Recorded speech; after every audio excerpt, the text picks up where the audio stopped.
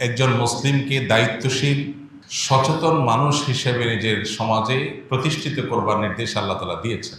কোনো সংবাদ, কারোর ব্যাপারে কোনো অভিযোগ, কারোর ব্যাপারে কোনো নেগেটিভ তথ্য পেলে সেটাকে বাজ বিচার করা ছাড়া, সেটার সত্যাসত্য যাচাই করা ছাড়া, যথাযথ উপায়ে বিশ্লেষণ করা ছাড়া সেটাকে বিশ্বাস করে বেড়ানো, প্রচার করে বেড়ানো, সেটার উপর ভিত্তি করে কোনো অবস্থান গ্রহণ করা, এটা কোরআনে কারিমে আল্লাহ তাআলা কঠোরভাবে আমাদের জন্য হারাম করে দিয়েছেন।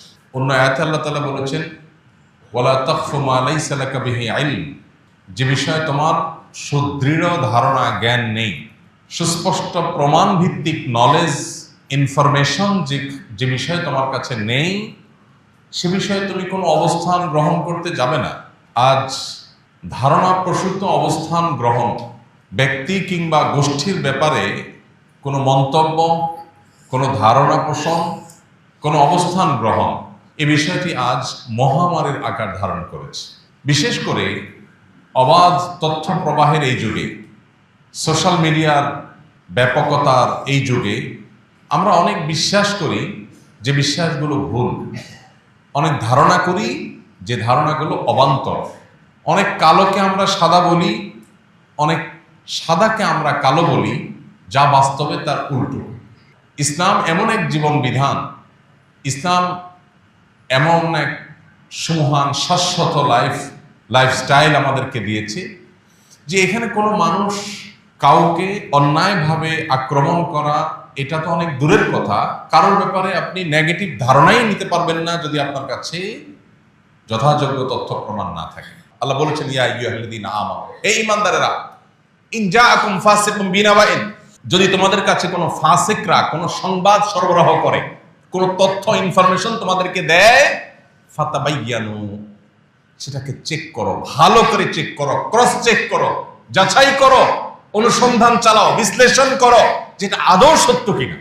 যদি না করো, তাদের কথা যদি বিশ্বাস করে বসো, তাহলে আনতুসিবু কওমান বিজাহালা, তাহলে অজ্ঞতাবশত তোমরা কাউকে খারাপ মনে করে কোন অবস্থান নিবে, ফাতাসবিহু আলা মা ফাআলতুম নাদিমিন, এরপর একসময় বলবে যে ও সরি, ভুল হয়ে গেছে, কিন্তু তোমার আর ব্যাক করার সুযোগ থাকবে না। আল্লাহ অন্য আয়াতে বলেছেন, ওয়ালা তাকফু মা লাইসা লাকা বিহি ইলম, যে বিষয়ে তোমার সুদৃঢ় জ্ঞান নেই, প্রমাণ নির্ভর তথ্য ইনফরমেশন তোমার কাছে নেই, তুমি নিশ্চিত নও, সে বিষয়ে কোনো অবস্থান গ্রহণ করতে পারবে না। আজকের পৃথিবীতে যারা মডেল হিসেবে নিজেদেরকে এস্টাবলিশড করেছে, সাম্রাজ্যবাদী পৃথিবী, তাদেরও অনেক বড় অস্ত্র হলো জনগণকে, সাধারণ মানুষকে বিভ্রান্তির মধ্যে ফেলে দিয়ে ঘোলা পানিতে মাছ শিকার করা, বিভিন্ন এজেন্ডা বাস্তবায়ন করা। এই খেলা আমরা দশকের পর দশক, যুগের পর যুগ ধরে দেখে আসছি। এর মধ্যে সবচেয়ে বড় প্রপাগান্ডা, সবচেয়ে বড় মিথ্যা, যে মিথ্যা বেড়াজালে আমরা অনেককে আটকে গেছি, যে মিথ্যা আমাদের অনেককে বিভ্রান্ত করে ফেলেছে।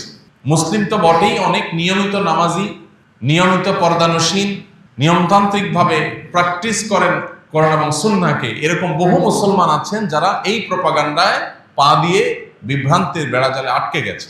আপনারা প্রিয় নবী সাল্লাল্লাহু আলাইহি সাল্লামের হাদিসের ভান্ডার যদি দেখেন, লক্ষ্য করবেন যে সেখানে বহু হাদিসে নবী সাল্লাল্লাহু আলাইহি সাল্লাম আমাদেরকে সতর্ক করেছেন আমরা যেন কিয়ামতের পূর্বে ফিতনা সংকুল সময়ে নিজেদেরকে ফিতনা থেকে রক্ষা করবার চেষ্টা করি।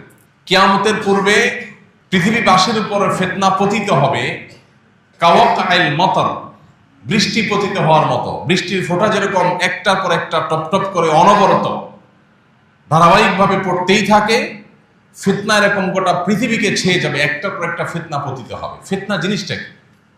ফিতনা মানে হলো বিভ্রান্তি, ফিতনা মানে হলো ধোঁয়াশা। যেটাকে আপনি সাদা মনে করছেন ওটা আসলে কালো, এটাই ফিতনা।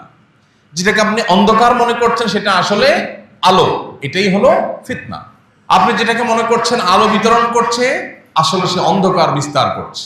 আপনি সেটাকে আলো মনে করে ওইটার সঙ্গ দিচ্ছেন, সেটা প্রতিষ্ঠার জন্য জীবন বাজি রাখছেন, আদত দিন শেষে দেখলেন সেটা আসলে পুরোটাই কালো, ওইটা কোনো আলো নয়। এই জাতীয় বিভ্রান্তি এখন আমাদের প্রত্যেকটা মানুষকে, আমাদের গোটা সমাজকে নানাভাবে ছেয়ে গেছে। যে সাম্রাজ্যবাদী এই পৃথিবী, তাদের সবচেয়ে বড় মিথ্যা যেটা তারা স্টাবলিশড করতে পেরেছে দুর্ভাগ্যজনকভাবে, সেটি হলো ইসলাম এবং মুসলমানদের সাথে জঙ্গি তকমাকে লাগিয়ে দেওয়া। গত 1 শতাব্দীতে গোটা পৃথিবীতে পৃথিবীর পরাশক্তিগুলোর অর্থায়নে প্রতিষ্ঠিত সবচেয়ে বড় মিথ্যা এটা, যে মুসলমানদেরকে সন্ত্রাস এবং জঙ্গিবাদের তকমা দিয়ে তাদেরকে কোণঠাসা করে রাখা। আপনি যদি উন্নত দেশগুলো ট্রাভেল করে থাকেন, নিশ্চয় আপনার ধারণা থাকার কথা যে শুধুমাত্র মুসলিম পরিচয়ের কারণে আপনাকে বহু হেনস্থার শিকার হতে হবে। এই যে মুসলিমকে হেনস্থা করা যায়, মুসলিম হলেই তাকে অত্যাচার করা যায়, টর্চার করা যায়, জুলুম করা যায়, এই ন্যারেটিভ প্রতিষ্ঠা করেছে যে মিথ্যা দিয়ে। সে মিথ্যা হলো ইসলাম এবং মুসলমানের সাথে জঙ্গিবাদ এবং সন্ত্রাসবাদের তকমা লাগিয়ে। পশ্চিমারা এই ন্যারেটিভকে এমন শক্তিশালীভাবে প্রতিষ্ঠিত করেছে, দেখুন, যে এই সমাজে ঘুষ, চাঁদাবাজি, সন্ত্রাস, এই জিনিসগুলো নিত্য নৈমিত্তিক ব্যাপার। এই জিনিসগুলোর কারণে গোটা দেশ আজ পিছিয়ে আছে, আমরা ভয়ঙ্কর একটা জায়গায় অবস্থান করছি। অথচ এগুলোর ব্যাপারে আমাদের মনের মধ্যে এতটা ক্ষোভ, এতটা ঘৃণা নেই, যতটা ক্ষোভ, যতটা ঘৃণা আছে কোন বিষয়ে? তথাকথিত জঙ্গিবাদের বিষয়। ভাইরা আমার, আমরা কেউ ভুল না বুঝি, ইসলামের নামে, জেহাদের নামে কেউ কোনো নিরীহ মানুষের উপরে হামলা করলো আর সেটাকে জেহাদ বলে চালাই দিল, আমরা মুসলমানরা এতটা আনাড়ি হওয়ার কোনো সুযোগ নাই। কিন্তু সেই সাথে জেহাদ মহান ফরজ, জীবনে কখনো সুযোগ হলে আমি জেহাদে শামিল হব, মরতেই যখন হবে শাহাদাতের মৃত্যু আমি কামনা করব। এটা একজন ইমানদারের ইমানের দাবি। এইটুকু চেতনা যদি কারোর মধ্যে না থাকে, সে মুসলমানই না, সে মুনাফিকের মৃত্যু নিয়ে দুনিয়া থেকে যাবে।